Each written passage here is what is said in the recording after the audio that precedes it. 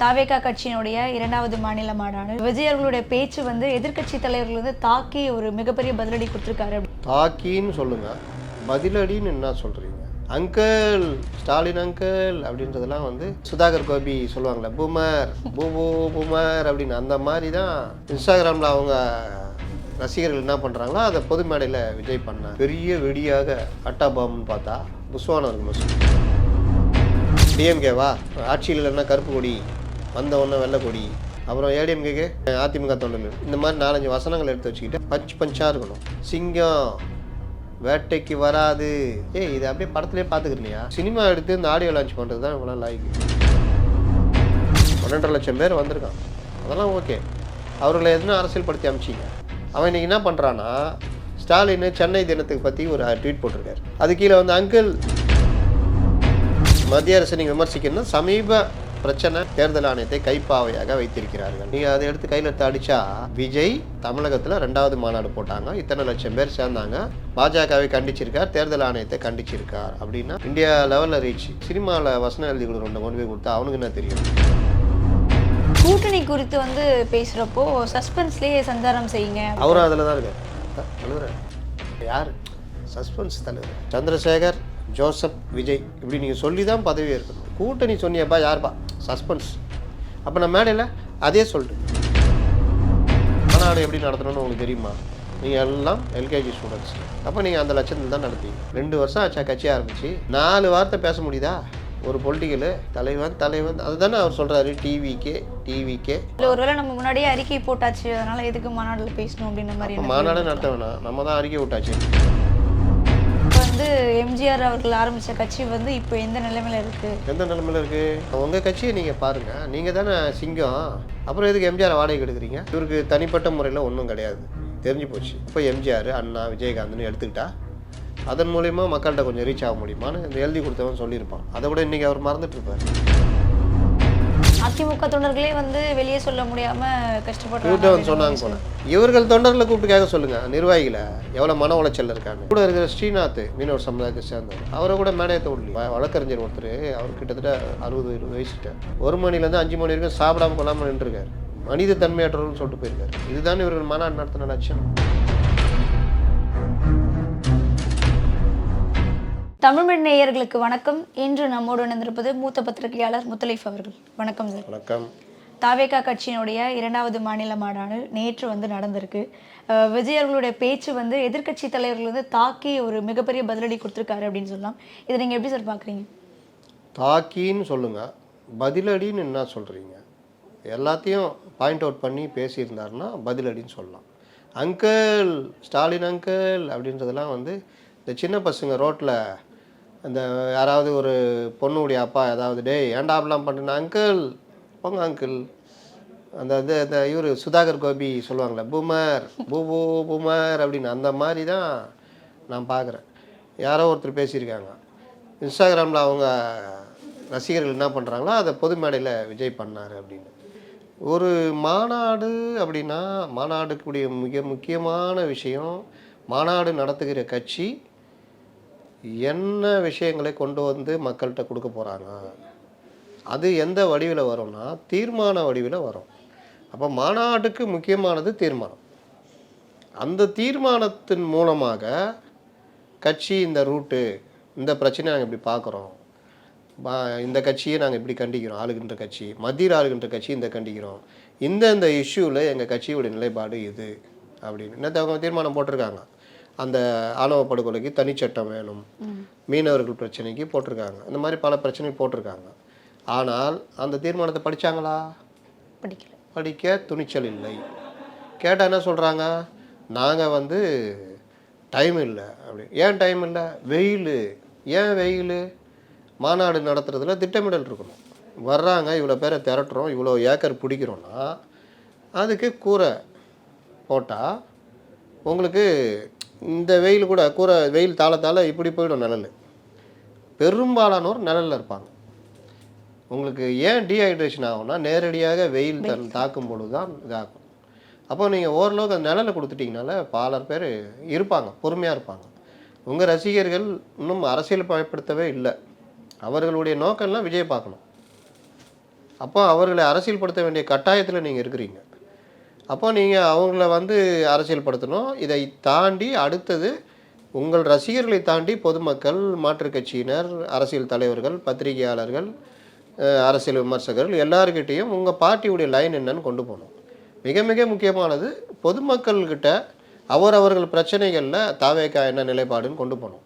அதுக்கு நீங்கள் அதிரடி சரவடி மாதிரி இந்த ஆடியோ லான்ச்சில் பேசுகிற மாதிரி பஞ்சு வசனங்கள் பேசிட்டு போனால் யார் மனசையும் தைக்காது. இன்றைக்கெல்லாம் எல்லாரும் கேட்டால் என்ன தைக்குது? அங்கிள் அப்படி பேசுனது தான் தைக்குது. கரெக்டாக? அதை தாண்டி இவர் எதாவது பேசியிருக்காரான்னு பார்த்தா பெருசாக ஒன்றும் இல்லை. அப்போ இது வந்து பதிலடி அப்படின்ற மாதிரி இல்லை. பதிலடினா என்ன? அவங்களுக்கு நெருக்கடி கொடுக்குறீங்க வச்சுங்க. அவங்களுக்கு எது நெருக்கடி? சமீபத்திய நிகழ்வு துப்புரவு பணியாளர், அதே மாதிரி கவின் ஆணவ கொலை, அஜித்குமார் லாக்அப் டெத்து, விலைவாசி உயர்வு, மின்கட்டண உயர்வு, மக்களை பாதிக்கிற பல்வேறு விஷயங்கள் இதெல்லாம் எடுத்து விஜய் பேசுகிறார் அப்படின்னா அந்தந்த மக்கள் கனெக்ட் ஆவாங்க. அதே மாதிரி பீகாரில் நடந்த இந்த தேர்தல் முறைகேடு குறித்து நீங்கள் தேர்தல் முறைகேடில் அது சம்மந்தமாக போராட்டம் நடத்தினா ராகுல் காந்தி அரெஸ்ட் ஆனோன்னா யாருமே கண்டுக்கல, நீங்கள் முதல்ல அறிக்கை விட்றீங்க. அப்போ விஜய் பேச்சில் மத்திய அரசு நீங்கள் விமர்சிக்கணும்னா சமீப பிரச்சனை பாஜகவுக்கு தேர்தல் ஆணையத்தை கைப்பாவையாக வைத்திருக்கிறார்கள். இன்னும் காங்கிரஸ்லாம் ஒரு படி மேலே போய் ஓட்டு திருடர்கள்ன்ற அளவு கொண்டு போகிறாங்க. நீங்கள் அதை எடுத்து கையில் எடுத்து அடித்தா நேஷ்னல் சேனல்ஸு அதை கையில் எடுக்குமா எடுக்காதா? விஜய் அவருடைய தாவேகா கட்சி தமிழகத்தில் 2வது மாநாடு போட்டாங்க, இத்தனை லட்சம் பேர் சேர்ந்தாங்க.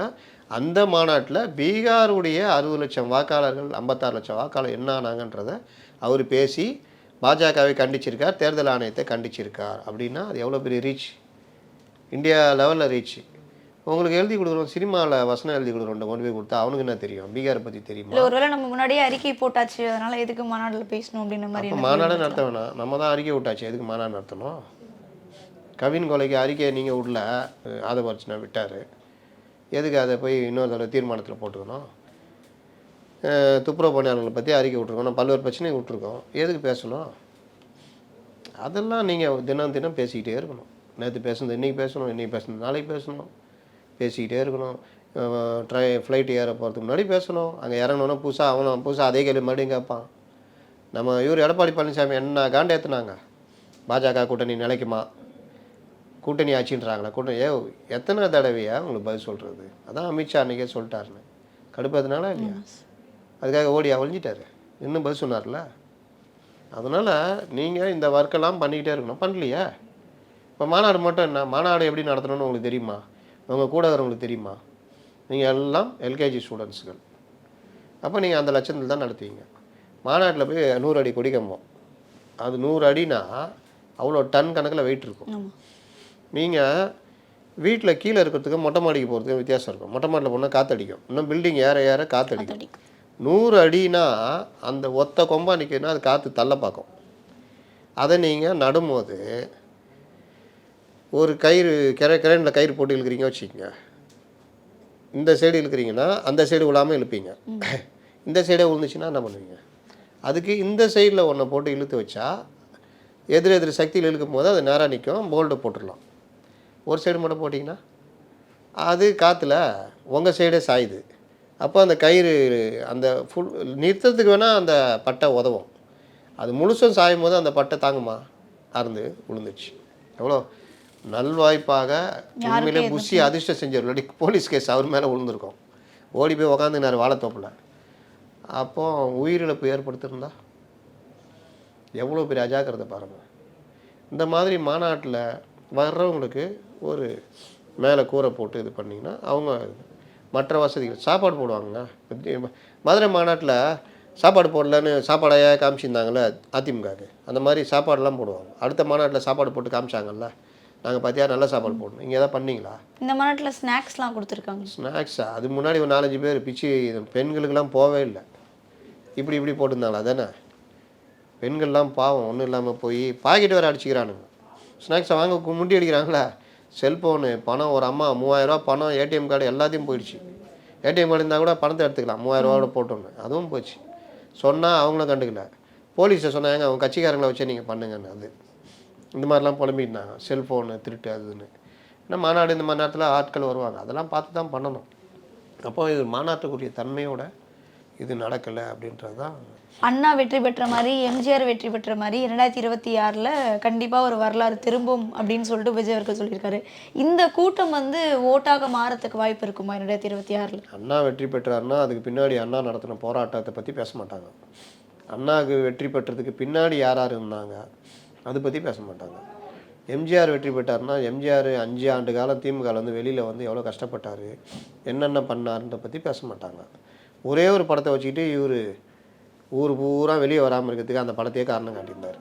ஆனால் எம்ஜிஆர் 8 படம் நடித்தார், 2 படம் டைரக்ஷன் பண்ணார். ஆனால் வெளியில் தான் எல்லா மக்களை பார்த்துருந்தார், பத்திரிக்கையாளர் பார்த்து எல்லாரையும் பார்த்துருந்தார். அப்போ நீங்கள் எப்படி எம்ஜிஆரோட ஒப்பிட்டுக்கிட்டு உங்களை சொல்லிக்கிட்டு இருக்கிறீங்க?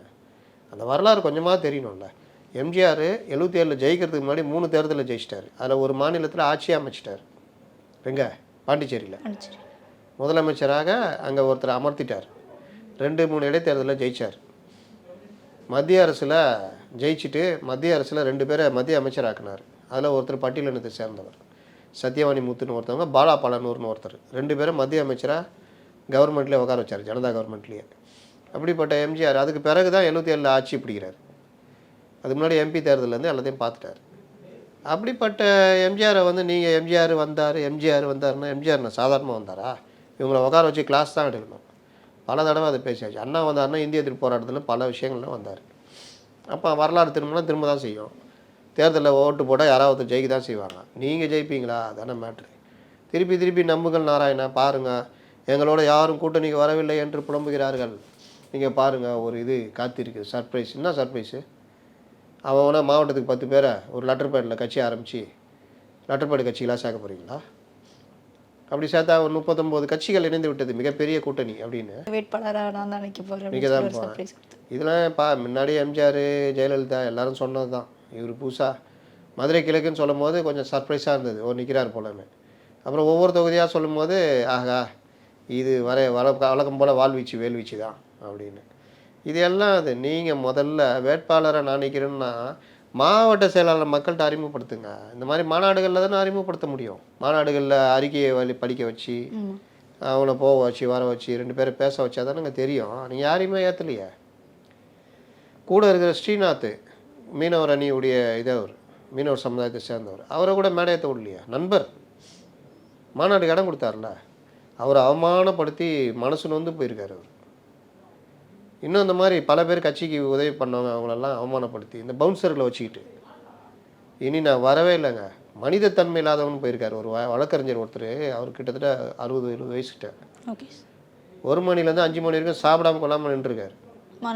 அவரை மதிக்க கூட இல்லை, ஒரு இது கூட பண்ணல, காசு செலவழிச்சார். அவர் மனிதத்தன்மையற்றவர்னு சொல்லிட்டு போயிருக்காரு. அவங்க அம்மா அப்பா வர வச்சதே கஷ்டப்பட்டு தான் மாநாட்டுக்குள்ளே கூட்டு வந்திருக்காரு ஒரு நிர்வாகி. இல்லாட்டி அவங்க அம்மா அப்பா உள்ளே வந்துருக்க முடியாது. இதுதான் இவர்கள் மாநாடு நடத்தின லட்சணம். எந்த நிர்வாகியும் உள்ளே விடாமல் நீ எப்படி உள்ளே போகலாம்? நீ தான் இல்லையே, நீ ஏன் உள்ளே போனா? எப்படி யாரையும் பேச விடாமல் மாநாடுன்னு ஏற்பாடு பண்ணிட்டீங்க. இன்றைக்கி மாநாடு நடத்துகிற முடிவு பண்ணிட்டீங்க. அதற்கு ஏற்றார் போல் ஒரு மாலை ஒரு 5 மணிக்கு ஆரம்பிக்கணும்னா அதுக்கு ஏற்ற மாதிரி பண்ணணும். அப்போ பகலில் வெயிலில் வந்து நிற்கிறாங்கன்னா ஒரு பந்தல் கிந்தல் போட்டிங்கன்னா ஓரளவு தாக்கு பிடிச்சிருவோம். அதுக்கப்புறம் ஒரு 4 மணி வெயில் தாள ஆரம்பித்து ஒரு 7, 7:30, 8 வரைக்கும் நடத்த வேண்டியது தானே. இப்படி தானே எல்லோரும் நடத்துகிறாங்க. இல்லை மாநாட்டை வந்து சீக்கிரமாக முடிக்கணும்னு சொல்லிட்டு அழுத்தம் கொடுத்ததாகவும் சொல்லப்படுது. ஆமாம், போட்டு அழுத்துனாங்க. 3 லட்சம் பேர் 2 லட்சம் பேர் அங்கே இருக்கிறான். சீக்கிரம் முடினா போயான்னு வேலையை பாரியான்ட்டு போயிட்டே இருக்கலாம். அப்படிலாம் யாரும் அழுத்தம்லாம் கொடுக்க மாட்டாங்க. மாநாட்டு பர்மிஷன் கொடுக்குற வரைக்கும் தான் இந்த தொல்லை கிள்ளைகள்லாம் இருக்கும். அதுக்கப்புறம் இது அதே மாதிரி இந்த ஹைவேஸில் பள்ளம் தோண்டி போட்டாங்க. அதில் பள்ளம் தோண்டி போட்டது ஹைவேஸ் டிபார்ட்மெண்ட்டு. இவர்கள் மாநாட்டுக்கு முன்னாடியே எப்போ தோண்டி போட்டான். அதை கொண்டு வந்துட்டு அரசியலாக்குறது. இப்போவே இவங்க இந்த மாதிரி பாருங்கள், அரசு வந்து யாரும் மாநாட்டுக்கு வரக்கூடாது பள்ளம் தோண்டி, அவன் பாலம் கட்டுறதுக்காக பள்ளம் தோண்டி போட்டிருக்கான். அது ஒரு 3-4 மாதம் போட்டு அந்த ஏரியாவில் இருக்கவங்க கேட்டால் சொல்லுவாங்க, என்னமோ இவர் மாநாடு நடத்தணும்னு முடிவெடுத்து அந்த இடத்துல நடத்துகிறாங்கன்னா உடனே பள்ளத்தை தோண்டி போடுப்பா அப்படின்ற மாதிரி கதை. இவ்வளோ தூரம் சுற்றிட்டு வரோம் அப்படின்னு. இந்த மாதிரி ஒவ்வொரு விஷயத்துலையுமே சரி, அதெல்லாம் ரைட்டு. நீங்கள் என்ன நடத்துனீங்க? உங்கள் மாநாடை என்ன எப்படி நடத்துனீங்க அப்படின்னு பார்த்தா ஃபெயிலியர். 1.5 லட்சம் பேர் வந்திருக்கான், அதெல்லாம் ஓகே. அவர்களை எதுனா அரசியல் படுத்தி அனுப்பிச்சிங்க. அங்கிள் ஸ்டாலின் அங்கிள் இதை மட்டும் கற்றுக் கொடுத்து அனுப்பிச்சிருக்கீங்க. அவன் இன்றைக்கி என்ன பண்ணுறான்னா, ஸ்டாலின் சென்னை தினத்துக்கு பற்றி ஒரு ட்வீட் போட்டிருக்காரு. அது கீழே வந்து அங்கிள் ஸ்டாலின் அங்கிள் இதை தான் நீங்கள் கற்றுக் கொடுத்துருக்கீங்க. அவன் கேட்டால் 2026 டிவிக்கே தலைவர் தான் ஜெயிப்பாருன்னுவான், ஓட்டம் போடுவோம். ஆனால் நீங்கள் பொதுமக்கள்கிட்ட எங்கே போய் சேர்ந்துருக்கீங்க? அதுக்கு நீங்கள் அதுக்கேற்ற தரமான அரசியலாக தானே இருக்கணும்.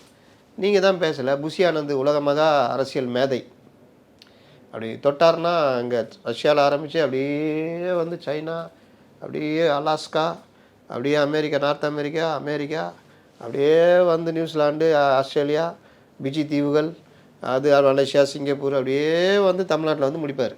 அவ்வளோ பெரிய இது. வைகோலாம் பிச்சை வாங்கணும். பேச வேண்டியதானே? யார் தடுத்தா?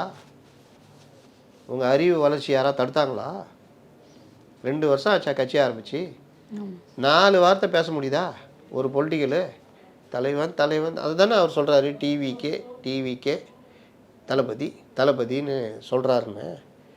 பொதுச் செயலாளர் என்ன பண்ணுறாரு? உன்னை கேட்டாங்களா? போய் தனியாக விஜய் ரூமில் உட்கார வச்சுக்கின்னு தளபதி அவர் வந்து மக்கள் மனங்களில் இருக்காரு, அது இருக்கான்னு பேசிட்டு போங்க. அதே ஒரு நேரடியாக மேடையிலே பேசினார். புஷி ஆனந்தெல்லாம் வச்சு நான் என்ன பண்ண போகிறேன்னு சொல்லி இதுதான் பண்ணுறீங்க. புஷி ஆனந்தை வச்சு என்ன பண்ண போகிறீங்க? நான் தான் பார்த்தோமே, ஒரு கூரை போடல, வெயிலில் வாடி ஒரு 500 பேர் வரைக்கும் டீஹைட்ரேஷனு. மேடை நீங்கள் ரேம்ப் முடித்தோடனே, இந்த ரேம்ப் வாக் முடித்தோடனே கலைஞ்சி போயிட்டே இருக்கிறான்னு கேட்டால் பார்த்து நம்ம போப்பான்னு போயின்னுக்கிறான். புஷி ஆனந்தை வச்சுக்கிட்டு எல்லாத்துலேயும் மேலே ஏறி நின்றுக்கிறான். ஒரு ஜோக் தெரியுமா? விஜய் பேசும்போது பின்னாடி ஒருத்தன் ஏறிக்கிட்டான் பேனரில், எங்கள் மேடையில் அந்த பின்னாடி. ஆமாம், எல்லாம் கெஞ்சிறாங்க இறங்குப்பான்னு. தலைவனை இப்போ தான் பார்க்க முடியும். கொஞ்சம் நீ வேணா கேமரா மேலே ஏற்றி காட்டு, நான் கேமராவில் வந்துக்கிறேன் அப்படின்னு எந்த பவுன்சர் யாராலையும் ஒன்றும் பண்ண முடியல. விஜய் பேசுகிற வரைக்கும் அவன் மேலே ஏறினான். இதுதான் புஷி ஆனந்த்கிட்ட கொடுத்த பொறுப்பு. புஷி ஆனந்த பொறுப்பு கொடுத்தாங்கன்னா ஆமாம் அப்படி தான், ஃபெயிலியர் தானே. என்ன நீங்கள் கோடி கம்ம நின்றுச்சா 10 கட்சியில் போய் கூப்பிட்டு திட்டினீங்களே புஷி ஆனந்த, அப்புறம் என்ன மேடையில் பெருமை பேசுகிறீங்க? நீங்கள் யாரை திரட்டி என்ன கொண்டு வந்தீங்க? புஷி ஆனந்த் கையில் தான் ஆர்ப்பாட்டத்தை கொடுத்தீங்க. சென்னை ஆர்ப்பாட்டத்தை 10,000 பேர் வந்தான். 10 லட்சம் பேர் சென்னையில் இருக்காங்க தொண்டர்கள். ஒரு 50,000 பேரை தட்டியிருந்தா கவர்மெண்ட் பயப்படும்ல. அதில் தானே மூட் அவுட் ஆகி போனார் இவர் 2 நிமிஷம் பேசிட்டு. அப்புறம் புஷி ஆனந்துக்கு பொறுப்பு கொடுத்தா இதுதான். எந்த நிர்வாகியாவது புஷி ஆனந்துக்கு அப்புறம் நீங்கள் அடையாளம் காட்ட முடியுமா? ஆதவ அர்ஜுனும் தன் காசை செலவழித்து தன்னை நிலைநிறுத்திக்கிறாரு. மற்றபடி அவர் ஆதவ அர்ஜுன் ஒரு பைசா இல்லாமல் சாதாரண ஆளாக இருந்தார்னா அவர் மேடையில் அந்த மாநாட்டு கூட வர முடியாது. பணம் என்ற ஒன்றை வைத்து மட்டும்தான் ஆதவ அர்ஜுனா அங்கே நிற்க முடியுது. சிடி நிர்மல்குமாரும் அப்படி தான். ஆனால் அவர் மட்டும்தான் நேற்று அரசியல் பேசினார், ஓரளவுக்கு பாயிண்ட் அவுட் பண்ணி பேசினார். அருண்ராஜ் விஜய்க்கு தெரிஞ்சவர். அவர் எங்கேயுமே இந்த குரூப் யாருமே அவர் சேர்க்கறதில்ல. நேற்று பேசினார்ல, அதோட போங்க, அவ்வளோதான்.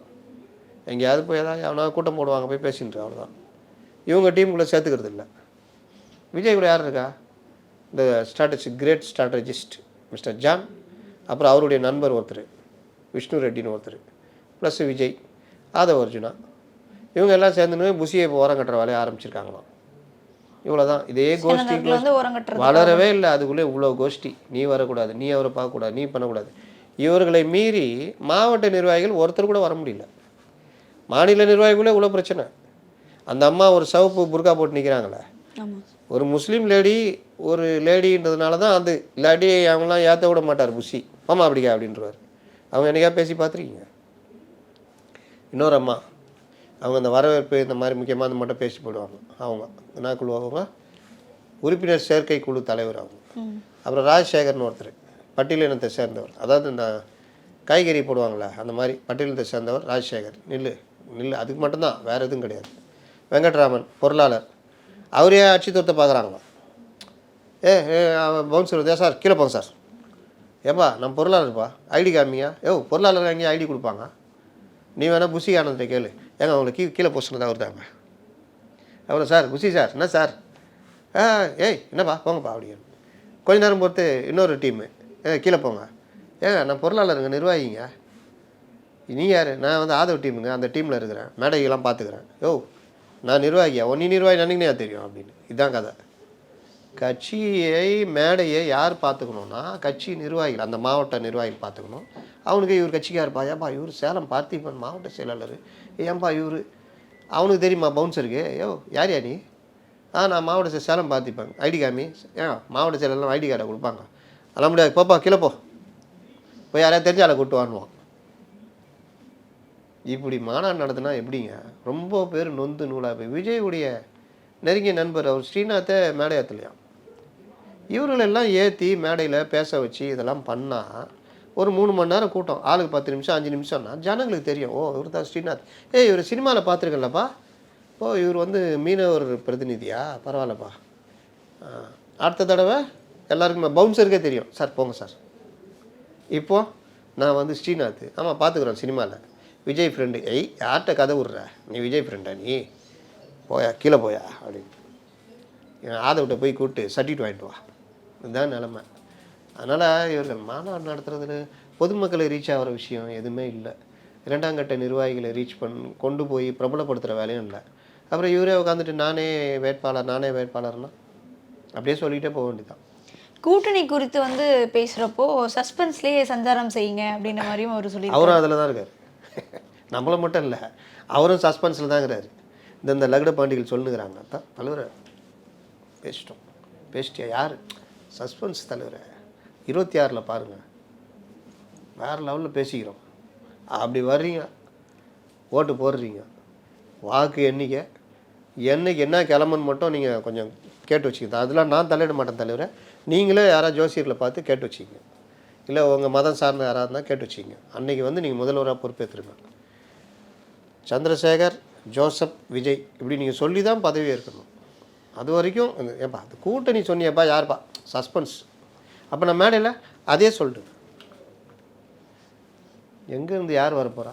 நான் சொன்ன மாதிரி மாவட்டத்துக்கு 2 கட்சி, அந்த கட்சி இந்த கட்சின்னு பேரை வச்சுக்கிட்டு லெட்டர் பேட் அடிச்சு ஒரு 10 பேர் தலைவர் வாழ்க தளபதி எந்த கட்சி இந்த கட்சி எங்கே இருக்கிறாங்க, அந்த 3 மாவட்டத்தில் நாங்கள் தான் ரைட்டு, சரி சேர்ந்துக்கோ. இப்படியே 30 கட்சிகள் இணைந்த மெகா கூட்டணி அப்படின்னு உருட்ட வேண்டிதான். 30 பேர் மட்டும் இருப்பான் லெட்டர் பேடோட. அதனால் யார் இருப்பா சொல்லுங்கள், நீங்கள் சொல்லுங்கள், எனக்கு தெரில, நீங்கள் சொல்லுங்கள். இல்லை அதிமுக கூட வந்து கூட்டணி இருக்கும் அப்படின்ற மாதிரி நிறைய விஷயங்கள் பேசப்பட்டது. ஏன்னா விஜய் அவர்களும் வந்து எடப்பாடியை வந்து விமர்சனம் பண்ணி பேசல, அவர் தான் அதிமுக இல்லைன்ட்டார். அப்புறம் ஆனால் இப்போ நேற்று மாநாட்டில் வந்து எம்ஜிஆர் அவர்கள் ஆரம்பித்த கட்சி வந்து இப்போ எந்த நிலைமையில் இருக்குது? எந்த நிலைமையில் இருக்குது? 100 மாவட்டங்களுக்கு 100 தொகுதிக்கு எழுச்சி பயணம் போயிட்டாரு, 52 லட்சம் மக்களை பார்த்துட்டாரு. எல்லா இடத்துலையும் நான் சொன்னேன் அந்த மாதிரி பாயிண்ட் அவுட் பண்ணி பேசுகிறாரு. எடப்பாடி பேசுகிற பேச்சுக்கு பதிலளிக்க முடியாமல் இவர்கள் சுந்தரா டிராவல்ஸாக அது இதுன்னு ஊட்டிகிட்டு இருக்கிறாங்க. வெற்றிகரமாக 100 தொகுதியில் முடிச்சுட்டு இப்போ இது பண்ணிட்டு அடுத்து ஆரம்பிக்க போகிறாரு. இந்த ஒரு ஃபஸ்ட் ரவுண்டே ஒரு இதை முடிச்சிடுவார், அடுத்த ரவுண்டு கிளம்புவார். நீங்கள் ஒரு 3 லட்சம் பேர் அதுவும் உங்கள் ரசிகர்களை பார்த்துட்டு இவ்வளோ பேச்சு பேசுகிறீங்க, அந்த லெவல் தான் இருக்காங்க. உங்களுக்கு ஏங்க உங்கள் கட்சியை நீங்கள் பாருங்கள், நீங்கள் தானே சிங்கம், அப்புறம் எதுக்கு எம்ஜிஆர் வாடகை எடுக்கிறீங்க? அதிமுக தொண்டர்களே வந்து வெளியே சொல்ல முடியாமல் கஷ்டப்படுறாங்க வந்து சொன்னாங்க போல. புஷியானதே வெளியே சொல்ல முடியாமல் இதில் இருக்கா, உங்கள் தொண்டர்களே வெளியே சொல்ல முடியாமல் நேற்று மாநாட்டில் போனோன்னா இவர் கூப்பிட்டு அதிமுக தொண்டர்கள்ட்ட போயிட்டார். இவர்கள் தொண்டர்களை கூப்பிட்டு கேட்க சொல்லுங்கள் நிர்வாகிகளை எவ்வளோ மன உளைச்சல் இருக்கான்னு. இவர் கதவை மூடின்னு உள்ள உட்காந்துங்கன்னு ஜானம் மட்டும் பார்ப்பேன், ஆதவ மட்டும் பார்ப்பேன், புஷியை மட்டும் பார்ப்பேன்னு உட்காந்துக்கிறாரு. இவர் வந்து அதிமுக தொண்டர்கள் வந்து இவர்கிட்ட சொல்லிட்டாங்களாம் இவர் சரியில்லை அப்படின்னு இதாகிறாங்க. அதிமுக தொண்டர்கள் சொல்கிறாங்களா சொல்லு, நீங்கள் எதுக்கு எம்ஜிஆரை வாடகை எடுக்கிறீங்க? நீங்கள் தான் தனி இல்லை, நீங்கள் அப்படியே சாதிச்சிருக்கீங்க, உலகத்திலே யாருக்கு இல்லாத அளவுக்கு வீடுகளில் பூந்துட்டா பிறகு தானே கட்சி ஆரம்பிச்சிருக்கீங்க. அப்புறம் எதுக்கு எம்ஜிஆர்? எல்லார் வீட்லேயும் போயிட்டீங்களா, தாய் மாமனாக இருக்கிறீர்கள். சுனோலின் அப்பா சொல்லிட்டாராம், ஆனால் சஜியை கை விட்டீங்க. ஸ்னோலினை பற்றி பேச தெரியுது, தூத்துக்குடி ஸ்னோலினை பேச தெரியுது. நெல்லை சஜி இறந்து போனார், உங்கள் மாவட்ட செயலாளர், பேச வேண்டியதானே? இந்த மண்ணில் தான் அவர் வளர்த்தாரு, நீ மறைந்திருக்கிறார், நம்மோடு துணை இருக்கிறார், பேச வேண்டியதானே? படம் திறக்க வேண்டியதானே? ஒரு அரங்கத்துக்கு, மாநாடு அரங்கத்துக்கு சஜி அரங்கம் பேர் வைக்க வேண்டியதானே? ஏன்னா தெரியாது. இன்னொன்று, அப்படிப்பட்ட நாலேஜே அவர்களுக்கு கிடையாது. ஒரு மாநாடு எப்படி நடத்தினா தான் தெரியல, மேற்கூறியே போடாத மாநாடு நடத்தினுக்கிறாங்க வெயிலில். இவங்கள போய் நம்ம எந்த கணக்கில் சேர்க்கறது? இவர் சினிமா எடுத்து இந்த ஆடியோ லான்ச் பண்ணுறது தான் இவங்களாம் லாய்க்கு. ஓன்னு கத்துவான் தெரியுமா, 2 பஞ்ச் வசனம் பேசணும் ஓன்னு கத்துவான். இவர் ஆடியோ லான்ச்சில் பேசின மாதிரி தான் வந்து மாநாட்டிலே அவர் பேசிட்டு போயிருக்காரு. உங்களுக்கு எப்படி தோணுது? உங்களுக்கு எப்படி தோணுது? ஏதாவது வித்தியாசம் தோணுதா? இல்லை, முக்கியமான விஷயங்கள் நிறைய விஷயங்கள் அவர் பேசவே இல்லை. ஆணவ கொலை பற்றி அவர் பேசல, தூய்மை பணியாளர்கள் எதையுமே பேசலைங்க. கோர்வையாக எடுத்து வச்சுக்கிட்டாங்க. டிஎம்கேவா மோடி வந்தால் ஆட்சியில் இல்லைன்னா கருப்பு கொடி, வந்த உடனே வெள்ளை கொடி. ரைட்டு. நீங்கள் என்ன இது இந்த மாதிரி பண்ணிட்டீங்க, இஸ்லாமியர்களை நீங்கள் இந்த மாதிரி பண்ணுறீங்க, ரைட்டு. அப்புறம் ஏடிஎம்கேக்கு அதிமுக தொண்டர்கள் இந்த மாதிரி 4-5 வசனங்கள் எடுத்து வச்சுக்கிட்டு அதை கோர்வையாக கோத்துக்கிட்டு ஒரு சினிமாக்காரன்ட்ட கொடுத்து எழுது, பஞ்சாக இருக்கணும். அங்கிள் அப்படின்னும். இங்கே அப்படி சிங்கம் வேட்டைக்கு வராது, வந்துச்சுன்னா இது அப்படியே படத்துலேயே பார்த்துக்கிறீங்களா, அப்படி தான் இருப்போம் நாங்கள், வித்தியாசம் அப்படின்ட்டு. சிங்கம் சிங்கிளாக வரும். நீங்கள் இதெல்லாம் பார்த்துருக்கீங்களா, நேஷனல் ஜியோகிராஃபி சேனல்லாம் பார்ப்பீங்களா? சிங்கிளாக வந்திருக்கு. ஒரு 3 ஜோடியாவது இருக்கும் சிங்கத்துக்கு, கரெக்டாக. ஒரு 2 பெரிய பசங்க இருப்பானுங்க, 3-4 குட்டி பசங்க இருப்பானுங்க. இவர் என்ன பண்ணுவார், பாதி நேரம் தூங்கினே இருப்பார். யார் வேட்டையாடுவா சொல்லுங்கள்? சிங்க குடும்பத்தில் யாருங்க வேட்டையாடுவா? பெண் சிங்கங்கள் தான் வேட்டையாடும். அதில் கூட இது சோம்பேறி சிங்கம். சிங்கிளாக யார் வருவா சொல்லுங்கள்? காட்டில் சிங்கிளாக இருக்கிறது புலி தான் சிங்கிளாக இருக்கும், சிறுத்தை சிங்கிளாக இருக்கும். பார்த்துறீங்களா? ஜோடி சேரும்போது சேரும், அதோட பிரிஞ்சிடும்.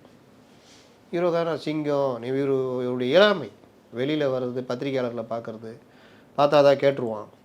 அந்த இளமைக்கு அவர் சிங்கம் தன்னை சிங்கம்னு சொல்லிக்கிறார் பாருங்க. யாராவது சொல்லிக்கிறாங்களா அந்த மாதிரி? சொன்னால் சீமான் அவர்கள் வந்து புலின்னு சொன்ன மாதிரி விஜயும் வந்து அதுக்கு பதிலடி கொடுத்து. சீமான் எப்போ தன்னை புலின்னு சொன்னார்? அவர் ஓமைங்க, தன்னை புலின்னு சொல்லிக்கல, ஓமை சொல்கிறாரு. புலி வேட்டைக்கு நம்ம வேட்டைக்கு போகும்போது சிங்கம் இது பெரிய மிருகங்களை நாங்கள் வேட்டையாடுறோம், கரடி நரின்னு கரடி மானுன்னு வேட்டையாடுறோம், நீ அணில் குறுக்க வராதன்றாரு. இவ்வளோ உண்டு, நீ குறுக்க வராத, அணிலை சாப்பிட்டா பசி போகுமான்னு கேட்குற மாதிரி கேட்குறாரு. அதுக்கு ஓமை காட்டுது. தன்னை புலின்னு சொல்லிட்டாரா அவர்? புலி நான் உருமுவேன் நான் இப்படின்னு சொல்லிட்டாரா? இல்லை யாராவது சொன்னாங்களா? ஜெயலலிதாவுக்கு சொன்னாங்க சிங்க நிகர் பெண்மணி, இரும்பு பெண்மணின்னு. அதுவும் ஜெயலலிதாவை சொன்னாங்க, மற்றவர்கள் சொன்னாங்க. அது கூட ஜெயலலிதா வந்த புதுசில் சொன்னாங்க, 80களில் சொன்னாங்க, 2010க்கு மேலே சொன்னாங்க. கனிமொழியே சொன்னாங்களா இல்லையா? அப்படி தானே நீங்கள் இப்போ பட்டம் பேர்லாம் வாங்கணும். நீங்களாக போட்டுக்கிட்டு அரசியல் சாணக்கியர் அப்படின்னு கலைஞரை சொல்லுவாங்க. கலைஞரே சொல்லிக்கிட்டாரா நான் ஒரு அரசியல் சாணக்கியன்னு? மற்றவங்க சொன்னாங்க. அது தகுதியான பேர் தானே அது. இன்றைக்கி அரசியலில் சாணக்கியத்தனத்துக்கு பேர் போனவர்னா கலைஞரை சொல்லுவாங்க, கரெக்டா? மற்றவர்கள் கொடுத்த பட்டம் தானே. விஜய் வந்து நான் ஒரு அரசியல் சாணக்கியர், உங்களுக்கு தெரியுமா, நேற்றுலேருந்து நான் சாணக்கியர் ஆகிட்டேன்னு சொன்னால் சிரிக்க மாட்டாங்க? இந்த ஒரு படத்தை சொல்லணும், என்னை பற்றி சொல்கிறா, என்ன சொல்கிறா அதாவது மாப்பிள்ள இவ்வளோ வடிவல் அந்த மாதிரிலாம் இருக்குது. அதனால் அதெல்லாம் வந்து நீங்கள் மற்றவர்கள் தான் உங்களுடைய நடத்தை உங்களுடைய இதை வச்சு கொடுக்கணும். இப்போ சினிமாவில் கொடுத்தாங்க சூப்பர் ஸ்டார். நான்லாம் கூட சொல்லும் போது சூப்பர் ஸ்டார்ன்றது 2 வகை படம். ஒன்று மக்களாக பார்த்து ஒரு இது கொடுக்குறது. தியாகராஜ பாகவதர் கொடுத்தாங்க, எம்ஜிஆர் கொடுத்தாங்க, ரஜினி கொடுத்தாங்க. ரஜினி இன்றைக்கே இருக்கார். அவர் இருக்கிற வரைக்கும் அவர் தான் சூப்பர் ஸ்டாராக இருக்க முடியும், வசூல்லையும் சரி மற்ற விஷயத்துலையும் சரி. நீங்கள் வந்துட்டீங்க தமிழ்நாட்டில், நீங்கள் தான் சூப்பர் ஸ்டார். ஆனால் ஓவரால் பார்த்தா ரஜினி தான்ற மாதிரி நான் பேசினேன். அப்போ வந்து உங்களை சூப்பர் ஸ்டார் இல்லைன்னு சொன்னோமா? ஏன்னா திரையுலகில் உங்களை நிரூபிச்சிட்டிங்க. 1000 crores வருஷத்துக்கு உங்களால் பிஸ்னஸ் ஆகிற அளவுக்கு ஒரு 2 படம் நடிச்சிங்கன்னா 500 1000 கோடி. நீங்கள் அதில் டாப் மோஸ்ட்டில் இருக்கீங்க. அப்போ நீ என்ன ஒரு ஆளா? நீ சூரியவோட பெரிய ஆளா? நீ விஜய் சேதுபதி பெரிய ஆளான்னு பேசுனா நம்ம முட்டாள். ஆனால் நீங்கள் வந்துட்டு நான் சிங்கம்னு சொன்னால் ஏற்றுக்க முடியுமா? அந்த இடத்துக்கு வந்துடுங்க. அப்போ அடுத்தவங்க சொல்லுவாங்க அவங்கள சிங்கம்னு. இதெல்லாம் எழுதி கொடுத்து பேசுறதுனால வர்ற வேணாம். ஏன்னா தலைவரை நீங்கள் வெளியவே வரமாட்டேங்கிறீங்க எல்லாம் சொல்கிறாங்க தலைவரை. அதுக்கு நான் இந்த பிட்டை போட்டுறேன் தலைவரை. சிங்கம் வேட்டையாடும் போது தான் வெளியே வரும். அப்படி வெளியே வந்துச்சுன்னா என்ன வேட்டையாட போகுது? சிங்கம் டெய்லி தானே வேட்டையாடும், 10 நாளைக்கு ஒரு தடவை வேட்டையாடும். டெய்லி சாப்பிடணும்ல, அப்போ டெய்லி வாங்க, டெய்லி வேட்டையாட வாங்க. இதுக்கடுத்து அவரோட வேலை இதுதான் அப்படின்னு சொல்கிறாரு. அவர் மேடையிலே வந்து சொல்லியிருக்காரு, அதான் வாங்க மக்களை வந்து சந்திக்க போகிறேன், மக்களுடன் பேச போகிறேன். சீமானை பார்த்தீங்களா? பேட்டி எங்கே கொடுத்துருப்பார்ல, இன்னைக்கு கொடுத்துருக்காருல, நாளைக்கு கொடுப்பார். தமிழிசை நேற்று பார்த்தீங்களா? இன்னைக்கு கொடுத்துருக்காங்களா? எடப்பாடி, ஸ்டாலின், உதயநிதி, மற்ற தலைவர்கள். நீங்கள் லாஸ்ட்டாக எப்போ அந்த ஆர்ப்பாட்டம்ல சிவானந்த சாலை ஆர்ப்பாட்டம் வெளியே வந்தது, அப்புறம் மாநாடு, அப்புறம் இதோட செப்டம்பர் மாதம் அந்த இதுக்கு வருவார், கரெக்டாக? என்னைக்காவது வாழ்க்கையில் அவர் பத்திரிகையாளரை சந்திச்சிருக்காரா? சினிமா விட்டுருங்க, சினிமாவாக சந்திச்சதெல்லாம் விட்டுருங்க. அரசியல் கட்சிக்கு வந்த பிறகு பத்திரிகையாளர் சந்திச்சிருக்காரா? இல்லை. அப்புறம் என்ன சிங்கம் புலி கரடின்னு கதை சொல்லிக்கிட்டு. மற்றவர்கள் அந்த துணிச்சல் இருக்குல்ல, உங்களுக்கு அந்த துணிச்சல் இருக்கு. சிங்கம் என இருந்தாப்பா, சிங்க பெண்மணினா என்ன, சிங்க நிகர் பெண்மணினா துணிச்சல். மத்திய அரசியே போய் வாஜ்பாய் கவர்மெண்ட்டே கவுத்து விட்டு வந்துட்டாங்க அவங்க வாட்டில் போயிட்டு. எதை பற்றி மோடியா, மோடி ஃப்ரெண்டு தான், மோடியா அந்த லேடியான அந்த லேடி தான் இங்கே. அதனால தான் அந்த பேர் வந்தது. நீங்கள் வசனம் மட்டும் பேசிக்கிட்டு செயலில் ஒன்றும் இல்லையே. அதனால் மாநாடு சொதப்பல் மாநாடு தான். முதல் மாநாட்டை விட இந்த மாநாடு வந்து சொதப்பல் அப்படின்னு சொதப்பல் தான். முதல் மாநாட்டில் எதிர்பார்ப்பு ஒரு பேச்செல்லாம் ஃபஸ்ட் டைம் கேட்கும்போது ஒரு பெரிய எதிர்பார்ப்பு இருந்தது.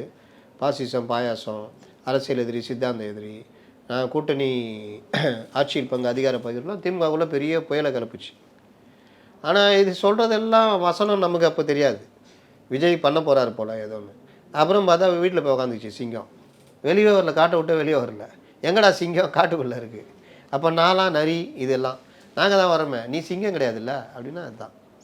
அதனால் முதல் மாநாட்டுக்கும் இதுக்குமே வித்தியாசம் இருக்குது. வந்த கூட்டமே பாருங்கள், அங்கே ஒரு 6 லட்சம் 7 லட்சம், இங்கே 2,40,000 போலீஸ் ரிப்போர்ட்டு, ஒரு 3 லட்சம் கூட வச்சுக்கோங்க, அவ்வளோதானே. அதனால் இந்த மாநாடு வந்து ஒரு பெரிய வெடியாக அட்டா பாம்புன்னு பார்த்தா இந்த புஸ்வானம் இருக்குமே சுறுசுறுவத்தி, என்னது இது பூந்தொட்டி, நல்லா வெளிச்சத்தை கிளப்பிட்டு புஷ் நடங்கிச்சு, அவ்வளோதான்.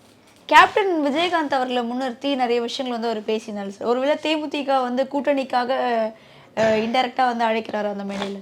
கூட்டணிக்கு இன்டைரக்டாக அழைக்கிறது 1% கீழே இருக்கிறாங்க. அவங்களாம் என்டிஏ கூட்டணி, அவங்க டிஎம்கிட்ட போய் ஆஃபர் லெட்டர் வாங்கிட்டு என்டிஏ காமிச்சிட்டு ஒரு இது பண்ணிட்டு போயிடுவாங்க. அந்த மாதிரி ரொம்ப தெளிவு. ஜனவரி மாதம் வேறு மாதிரி முடிவு எடுப்பாங்க. இவங்களோட வந்து அவங்களுக்கு என்ன லாபம், அது ஒன்று இருக்குல்ல. இப்போ டிஎம்கே கூட ஒரு ராஜ்யசபா சீட்டு தரேன், 4 சீட்டு தரேன்றாங்க. இவங்க ஒரு ராஜ்யசபா சீட்டு தரேன் பேசிக்கலான்றாங்க. நீங்கள் முதல்ல ராஜ்யசபா தரத்துக்கு என்ன இருக்குது? ஏதாவது சபாவில் வேணால் இடம் வாங்கி தரலாம், நாடக சபாவில். அதனால் அந்தம்மா அந்த தராசு வச்சுருப்பாங்க. அவர் இப்போ விஜயகாந்தை எடுத்து பண்ணுறாருன்னா என்ன காரணம்னா, எப்படி எம்ஜிஆரை பயன்படுத்திக்கிறது. இவருக்கு தனிப்பட்ட முறையில் ஒன்றும் கிடையாது, தெரிஞ்சு போச்சு.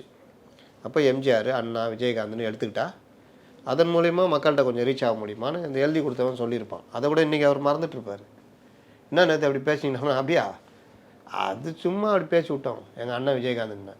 உங்கள் அண்ணன் விஜயகாந்த்னா விஜயகாந்த் நோயில் இருந்தார், வீட்டில் இருந்தார், தான் யாருன்னு கூட தெரியாத அளவுக்குலாம் இருந்தார்ல. விஜய் ரஜினிலேருந்து எல்லாரும் போய் பார்த்தாங்க. இவர் போய் பார்த்தாரா? பார்க்கல. அதனால் அவர் குடும்பத்துக்கே வருத்தம் இவர் மேலே. அதனால் இவர் சும்மா அந்த தேர்தல் இதுக்காக விஜயகாந்தை தூக்கிட்டு சுற்றுறாரு. விஜயோட பேச்சு பற்றியும் அதே மாதிரி இந்த 2வது மாநில மாநாட்டை பற்றியும் நிறைய விஷயங்களை வந்து பகிர்ந்து கொள்ளும். நன்றி சார். நன்றி.